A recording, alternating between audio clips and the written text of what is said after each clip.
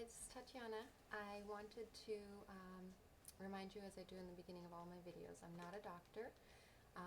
Part of these videos is part of my own coping strategy, but I'm also hoping that I am validating someone else's gut feeling about what they may be going through.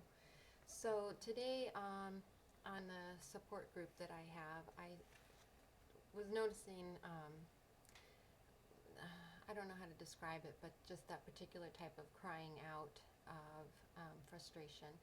And so I just wanted to do a short video to let you know, those of you who want to know, that God does hear what you're going through, and He does see what you're going through, and that He does want to help you. So this video is about what my experience was with God, helping me out of a relationship, narcissistic and abusive relationship. So at the time that I was in this relationship, it's in my overt narcissist video.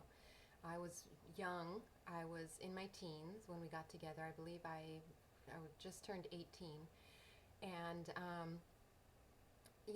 I did believe in God. There was a time when I was 15 when I had acknowledged that God, the Father, the Son, and the Holy Spirit are the God that I believe in. But it wasn't a living relationship. However, I found myself in this relationship, and even now I can't even think of exactly why I fell apart. And I think it's because, as I talk about in that video about that relationship, the overt narcissist, I really didn't know that I was in an abusive relationship. I had no idea at all. So every single game that he played, I fell for. I was 100% in his control. Whatever he wanted me to believe, I did believe. So, my cries out for help were, from the depths of my soul, when you just don't know how to get out. I had tried to leave a couple of times. Anyway, the key for me was, I found myself, I would lock myself in the bathroom. I would lock myself in the bathroom just so I could have peace. And he would berate me and argue through the bathroom door, but I would hide in the bathroom. And just to have him out of my face so I could think. And I found myself one time, of many times, just falling apart and asking God, please help me out of this. I have no idea how you can get me out of this, but please help me out of this. And after that, I just kind of left it there. I left it like, if you're real, you'll help me. And I believed that he would help me. So then it was really weird. I don't know how much time passed, a few weeks or so, and I realized, out of the blue, I think I was like washing the dishes or something, and I thought, I've been praying to God when things are bad. Maybe I should take a moment and pray to Him when things are good. And I started to thank Him just for simple things, whatever, that I bought this new skirt, and have toilet paper, just anything. I realized, if God is there, I need to appreciate Him in the good times too. I know I'm asking Him to help me out of the hard times. And, in that abusive relationship, I would have hard times, and then I would have times when you forget that you're in an abusive relationship. So I still was with him for about a year or two, and a lot of drama later. But also there was a point after this prayer, this bathroom prayer for help, that I can't remember how this happened. His sister or somebody said something about, one of these conspiracy theories, whatever. Either way, it had resulted in both of us studying the Bible. So from that point on, there's a progression of what happened in the relationship, whereas he committed some crimes. We had been actually harassed and stalked by a police officer. We had to leave the state. He stopped working and never worked again. I don't even know to this day, 18 some odd years later, if he even works anymore. But there was a distinct demise in his ability to cope. But he was studying the Bible. For me, I had started from a place of just asking for God's help and then thanking Him for the good things happening in my life and the good things to look forward to. And my life slowly became better. We moved. I had been able to somehow save up enough money. I worked 3 jobs at minimum wage, and I had saved up enough money, plenty of money, to move. Once we moved, I was again able to get, at that time, I believe I worked 2 jobs. I got 2 part-time jobs, so I was able to afford everything. I paid for a 2-bedroom house, and I really felt blessed. I enjoyed reading the Bible every morning. I was left alone to read the Bible every morning, and my faith grew. And so that was for about a year. And I know that we were, like I said, we were both studying the Bible. He came to me and said he had come across some program, which once I watched the program, which was answering a question that was important to me, I was like, wow, this is so interesting, and I ended up watching this program, and it turned out that it was a channel for the specific Christian religion. So I watched that for about a year, and then of all things, I thought one day maybe I should go to church. And honestly, you guys, I did not grow up in the church, so church is like not my thing. But I thought, well, if you want me to go, I'll go. And all of a sudden, on that religious channel that I've been watching, I'm realizing, oh, this is just one religion. It's not like TBN where it's a whole bunch of different, or non-denominational anyway. So I ended up, I opened the phone book. This is before I had a computer. So I opened the phone book, and I realized I passed that church every single day. It was at the end of the street I lived on. I passed it every day to go to work. And so I ended up going to that church, and this was maybe the other second year of this relationship. Near the end of it, so I attended that church for a year, and then near the end of that second year, I got offered a job to teach at the church school. And that triggered the complete breakup of our relationship. This is, like I said in the video, he threatened to kill everyone at my church, etc. But coming back to the point of, you can listen to the, all the negative stuff on that overt narcissist. This is a video I wanted to talk to you specifically about my experience that God does hear you. And so even though that cry out for me from the depths of my soul was in the bathroom 2 years earlier, God did start the process of me leaving. He opened a way for me to read the Bible. He continued to be a narcissist. He is still a narcissist. As I mentioned in another video, he sent me another email maybe 3 years ago, and all he does to me now is quote the Bible, and he quotes it to be derogatory to me, to condemn me, to harass me. He is still the narcissist.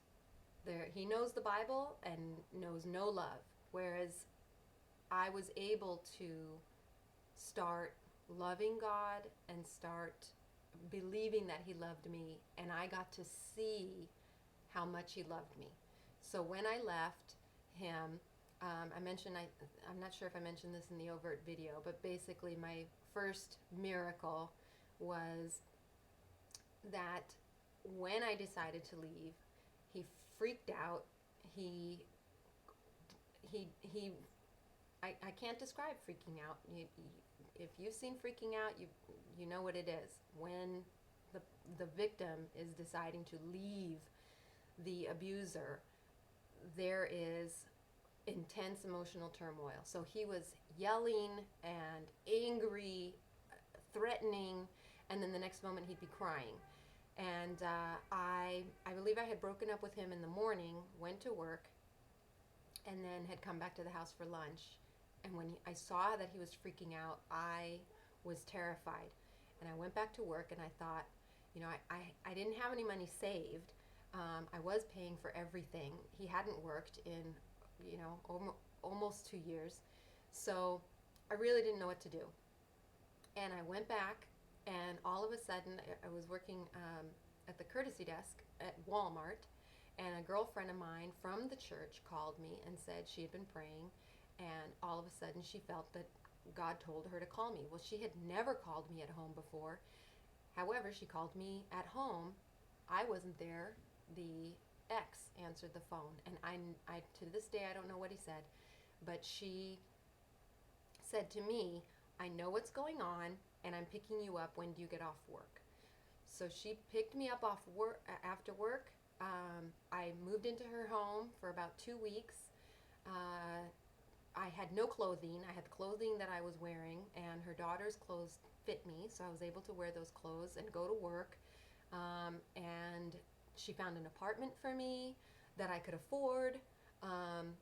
He did some terrible things during this whole process.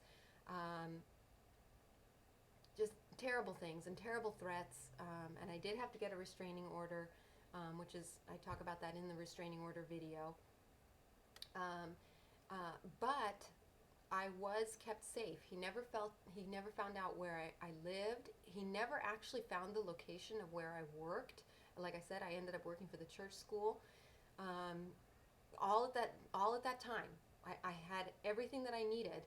Everything came together, and I was set free from the relationship. In fact, I can say, I think it was two or 3 days after we broke up, I was sitting in my friend's car, and boom, I was like, oh, that's what a verbally abusive relationship is. It was like God just snapped my awareness into place, and it put all of the pieces of the puzzle of the last 4 years of my life into place. Oh, that was abuse. That was abuse. That was abuse. It was abuse. It was like all of the insults and things that had controlled my mind disappeared in the snap of a finger, and I realized, well, he's full of it.